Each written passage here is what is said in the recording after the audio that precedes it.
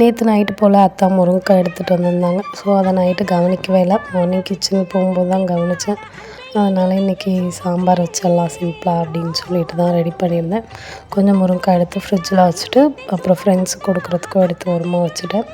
அப்புறம் எனக்கு ஒரு 2 முருங்கைக்காய் மட்டும் போட்டு கத்திரிக்காய் கேரட் எல்லாம் போட்டு சாம்பார் மட்டும் வச்சுருந்தேன். சாம்பார் வச்சுட்டு சாப்பாடு வச்சாச்சு.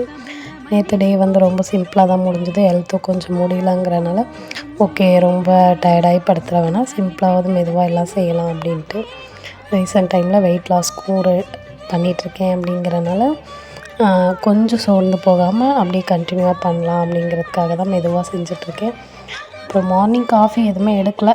கிளாஸ்க்கு வந்துட்டு போன பிறகு நான் ஓகே காஃபி இதுக்கப்புறம் வேண்டான்னு விட்டுட்டேன். அதனால் ஈவினிங் போல் கொஞ்சம் இஞ்சி போட்டு டீ மட்டும் குடிச்சிருந்தேன். தொண்டையும் ஒரு மாதிரி இருக்குன்னு அதை குடித்து முடிச்சுட்டு அப்புறம் பசங்களுக்கும் ஹோம்ஒர்க் சொல்லி கொடுத்துட்ருந்தேன். பாப்பாவுக்கு ஹோம்ஒர்க் முடிச்சோடனே அவங்களுக்கும் பாலை காய்ச்சி கொடுத்துட்டு அப்புறம் ஈவினிங் எப்போயுமே வெளியே விளையாட கூட்டிகிட்டு போவேன். நேற்று கூட்டிகிட்டு போகல. அப்புறம் பசங்களும் கேட்டுகிட்டே இருந்தாங்கன்னா அப்புறம் நைட்டு ஒரு 8 மணிக்கு போல் கொஞ்சம் நேரம் வெளியே போய் விளையாட வச்சுட்டு அதுக்கப்புறம் கூட்டிகிட்டு வந்து நைட்டு டின்னரும் எடுத்தாச்சு.